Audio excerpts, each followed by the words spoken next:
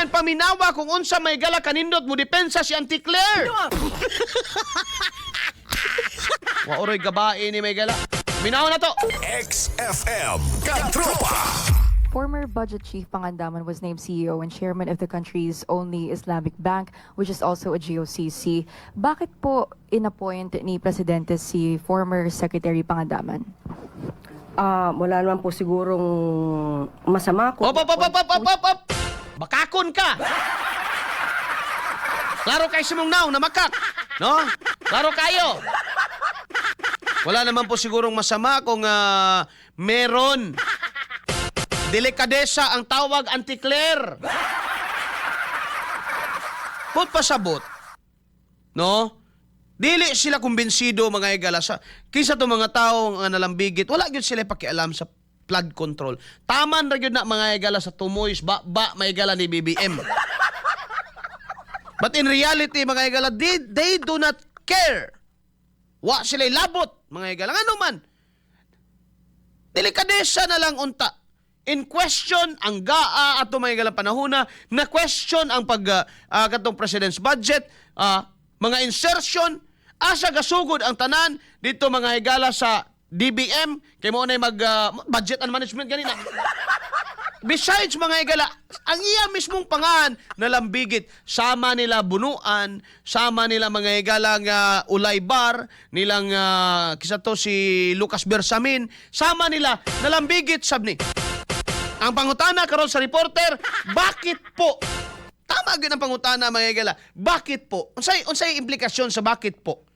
Ma'am, naabaya ni kaso, mo na implikasyon na. Ma'am, wala gyud mo naghuna-hunaan ni Auntie Claire nga wala bisag delikadesa na lang. Ang tubag may galas bakakon. Ay. Bakit naman? Anong masama? Meron, ma'am. Wala mo'y respeto sa tao, wala mo'y respeto sa mga Pilipino, ma'am. O kinsa kang santilmuha ka, o agkaya ka. Wala mo'y respeto sa mga Pilipino. And wala mo'y pakialam yun, tinud-anay lang, anang flood control. Nga naman, imbestigahan na nig-apil. And yet, no, giri appoint. Wa milabot kung naan niya ang trust and confidence sa presidente. Wa milabot, ana. Ang amo diha, naorig tinuod. Diba? Kay imbestigahanan pa man. Naoray tinuod. Nya gibutang na po ni mos bangko sa ako anya. Kawatan gyud ay. E magsige na pog pangawat. Bitaw.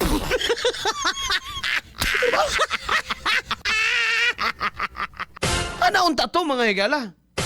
Musugot day mo nga muuli si Saldico unya mubalik mga higala sa appropriation. Ana ba? Ang ilang mga pangalan nga nalambigit unta dili na iapil-apil sa gobyerno kay unyag tinuod nga kawatan gyud pananglitan. Makatarunganon ba? Bisa ganahan mong Martin Romales. Sige, butang na to. Pero makatarunganon ba nga ibalik ni mo siya? Pilion siya balik mga higala sa mga kongresista para mga higala mamahimo nga sab nga speaker? Makatarunganon ba? Oh, pwede man. Dili man na dautan, dili man na mga higala supak sa balaod, pwede man. Pero maayo ba siya sa mata sa mga Pilipino? Dili, oy. Dili ka din siya. Na-mention imong pangan, naa ka diha. Unya karon ikaw pa'y mudaan na. Wala gyud na mga higala sa hunahuna ni BBM. Wala gyud na sa hunahuna mga higala sa inyong presidente. Bullseye! Bullseye! Bisag kana na lang. Ang maghuna-huna man lang nga maayo ba kani sa public opinion ning akong himuon nga kani nadambigit ba yani unya. Mo ba ini naghimos budget nako? Mo ba ni sa ligandos paghimog budget nako unya. Gisaligan man ako ni pag-ayo pero makaayo ba ni? No? Dako kayong pagsalig niya pero makaayo ba ni? No, nya urig kawatan tinuod. Oh. Mo ra gyapon sa inyo nako ba? Martin. Oh, himuon ninyo usab aning karong kuan mananglitan, no? Karong sona. Himuon na sad may gala nga speaker. Pwede ba na? Pwede man. No, wala may problema na. Kaya man nila na mga higala diha. Pero ngutan na mayo ba na tanawon? Dili. Kay urig tinuod nya kawatan. Di mangawat na pod. Mauna mga higala. Wala na sa imong utok bong, no? Atong presidente. Oh, inyong presidente, no? Oh, wala na sa yang hunahuna bay. Ang Auntie Claire pod nga otro pang bakakon depensa. Wala namang masama diyan. Meron, ma'am. Delikadesa nga. Delikadesa. Imagine, nagkabisi-bisi ang Pilipinas, sigig pangita og accountability kang Sara. Nagkabisi-bisi pinaagi sa impeachment and here comes na amo diri katong gipangita ang accountability giri-appoint lang ninyo. Tarantado. Ha? Diyon sa ninyo na pag-spelling. Nagkabisi ang nasod, siging hearing kang Sara, and karon katong nalambigit sa kawat, inyo na pong ibutang og balik. Tonto. Bullseye. Kapila niya tubang sa Senado mga igala, that is why, makaingon gyud ang mga tao, maura gipapreso na sa Marcolita, kay mo man tong mga igala mga tungura. Mao na karon akong ginaingon mga igala, nga bisag matanggalin niyo si Sara, musamot na og kalagot ang tao. Kano man, kato mga nalambigit sa flood control, kato nalambigit sa kawat may galas trilyones. Wala, nangari-appoint lagbalik. I am not saying mga igala nga guilty siya. Muganing na investigation, pero I am not also saying nga dili siya guilty. So, mas maayo na lang tatong dili ibalik og patlingkod mga igala, o i-reappoint for delikadesa naman lang. Kay basi na tinuod kawatan, istorya binuang. Wa gi respetos BBM ninyo, tinuod lang. Wa gi respetos BBM sa inyo. Gibutang pag yudas bangko sa mga Muslim. Sa mga kaigsunang mga Muslim, di pa gibutang. Wa joy pagtahod mga igalas BBM sa mga tao Pilipino. Wa ang iya mga igala. Diba? Wala milabot kung ang personal nga pananaw ni BBM kang Amina Pangandaman way sala. Pero una-unaan ninyo, wa pa maklaro ang flood control. Lubog pas baha ang flood control. Di modo, tanan tao nga nalambigit niya na unta por delikadesa rimundo. Ayaw sa hatagi og kanang kuan, no? Ayaw sa hatagi og posisyon para ang tao, no? Dili makaduda, no? Okay lang wala ka pasar sa bar, ingon ikaw Wilma Flores wala ka katunob og eskwelahan. Nangaway na ni si Raimundo. Abogado man ni si Raimundo siguro. Sige pagpaka-abogado dia. Nagkabisi ang Pilipinas mga igala siging tanawan ng impeachment. Ngano man kung sige gukod na to accountability. Sige. Wala na daw. Sige, okay. Gukda ninyo accountability. Pero how about flood control? How about kini sila Amina Pangandaman na damay man I am not saying nga guilty gani, no? Pero what if guilty? What if tinuon niya kawatan? Nagibutang na pud nimo di dako na mga igalang gross negligence ato ang mga igalang atong presidente. Ambot og naa pa bay utok o bangag na gyud.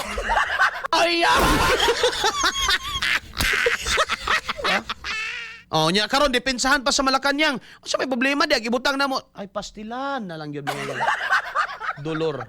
Sige daw gab padayon. Former Secretary Pangandaman. Wala naman po sigurong masama kung i-appoint po niya ang isang tao sa tingin niya ay makakapagtrabaho na maayos. But no less than former DBMU Sec Shelo Magno questions disappointment kasi never daw pong inimbestigahan si Pangandaman for the flood control scandal. Is the palace concerned or not concerned about the backlash of reappointing secretaries who were part of the scandal? Naging bukas naman po ang administrasyon sa pag-iimbestiga. Kahit sino pa yan, kahit mga kaalyado. Tama na. Naanapod si Tingjuti din ni Coach Jamit karon nga ning orasa, no? Di din ni magdungan ni mga trolls bay, no? Salot-salot din sana mas Coach Jamit ingon siya nga Duterte violente. O violente ba ng Duterte Coach Jamit? Gibunala na nagbuspordos na si teacher party list Tinio nga nag-suroy-suroy sa Davao, no? Buhay man lagi ng dangas lagi. O violente ba na sila? No? Trillanes, katunob man lagi nagdabaw. Buhay man lagi ng nagbudlat lang ng mata, ana.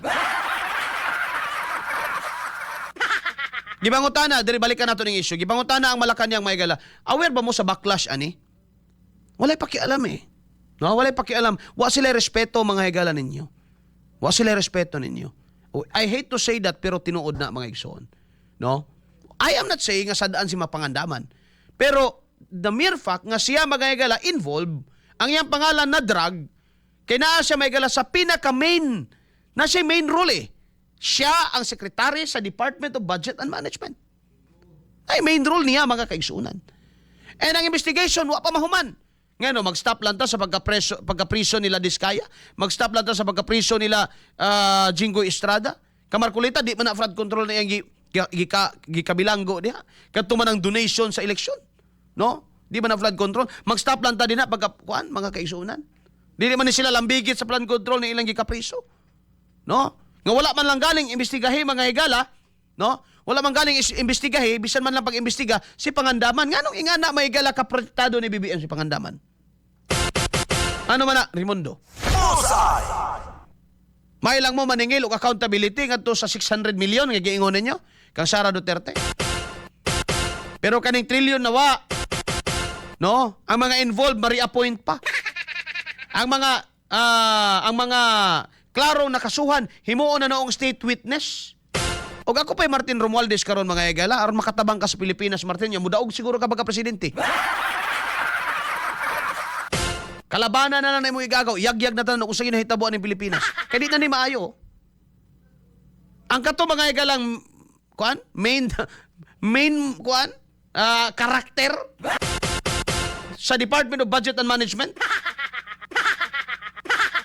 Mas mayo na nato itong gipahilom ba, no? Gipa-iskirda na lang. Palamig ka muna. No? Palamig ka muna. Wala bay? After 8 months, reappoint. Bangko pa'y gibutngan. Kwarta tuwa may gala. Ayaw! Nya mo ingon karon mga igala si Auntie Claire, there's nothing, wala namang masama. Meron Auntie Claire, meron eh. Ikaw ang masama dyan. Masama ang masama ka talagang tingnan. Meron talaga Auntie Claire. Wala ko rin dautan, ana. Wala gyud sila delikadesa. Kung wala sila delikadesa, meaning they don't care about you. They don't care about unsa imong masulti. Wa sila labot. In short, kiber.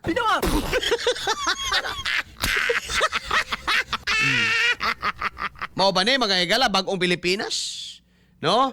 Mao ba ni mga higala may nagtan-aw sa kaayuhan sa mga Pilipino? Oh? Mao ba ni ang accountability ang gipangita? Linte ng accountability ni Mocler. X Bullseye. Kauban si Katropan Arnel Cortez. Bullseye. Ba? Mao ba ni ang accountability? Kusog ta maningil dito kang Sara.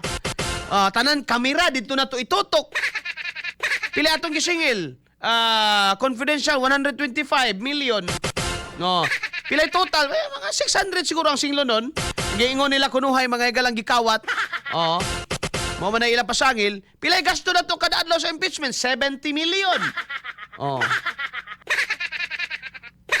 Impeach Sara now. Matod pang batch badong. Impeach ko no. Karon na spelling ni mo daw, wrong spelling wrong ra ba ning akong classroom dire. Karon nga na batch badong, wrong spelling wrong. Absinanta karon. Mo report ko dito sa imong among wala man nagtarong ni trabaho si Badong, ex-wildoin ni si Badong. Ayaw! Delikadesa, wala sila na mga higala. Ang ilang mga tarawan ni mga trolls, nasaan si Sara? Naglakwat siya sa ibang bansa.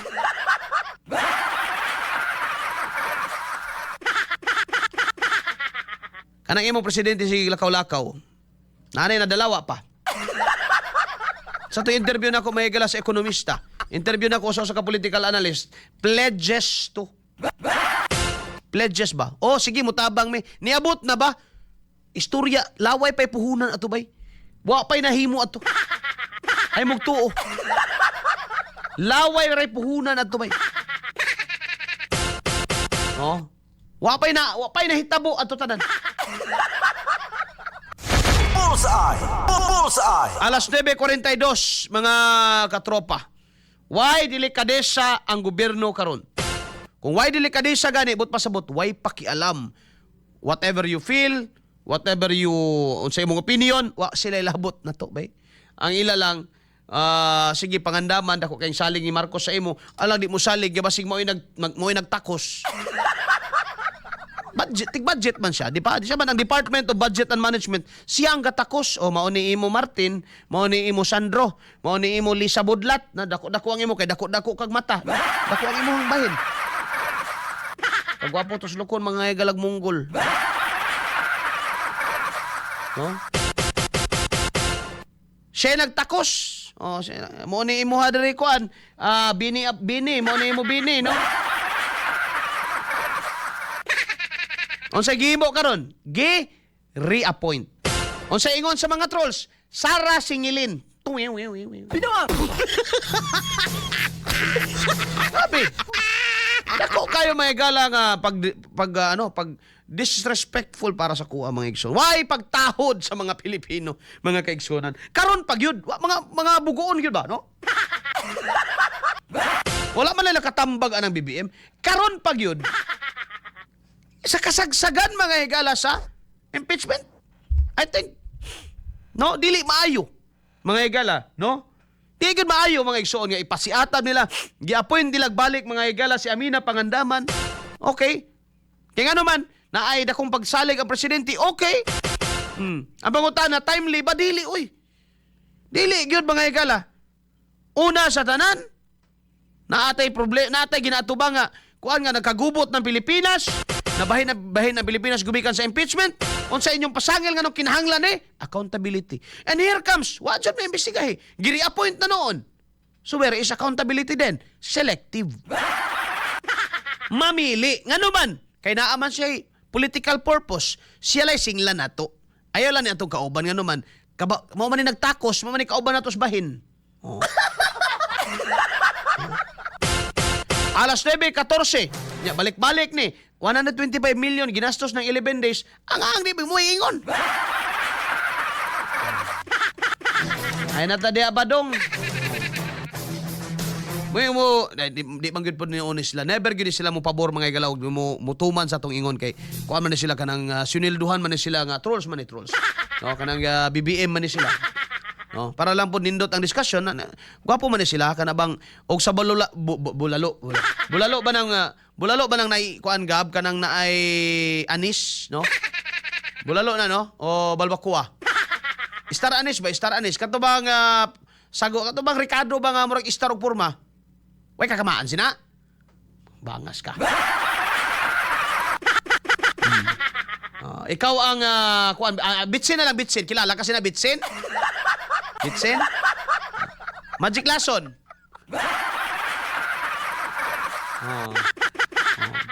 Kumbaga, kini sila, mga higala, kini mga trolls man mga lamas na lang ni diri sa atong isgutanan. Never na sila mga higala mo take this challenge nga. Sige, sawaya daw din ang gihimo ni BBM, pananglitan. No? Kamo ba diya mga tinuod nga tao nga BBM supporter? Unsa may masulti ninyo ana? No? Nga si Amina Pangandaman nalambigit unya karon gi-reappoint ra. Unya in the middle pag yun aning hisgutanan sa impeachment nga nagkabahin-bahin na ang atong nasod. No? Sa may masulti ninyo anak katong mga tinuod nga BBM supporter katong tao. No? I want that dili ko gusto aning badong kay kinis badong kuan man ining robot man ning gumin-komi man tao ni. Di po ni kag, no? Di po ni espiritu. Di po ni santilmo. Di sa niingon nato, no? Robot yun ni AI ni. No? Troll ba troll? Maunay giingon ka tropang Arnel nga apil jud ta ani sa agwanta. Mauna siya. Mora gid lintunganay nato tanan diha mga igsoon. Alas 9:46 na. Bullseye! Bullseye!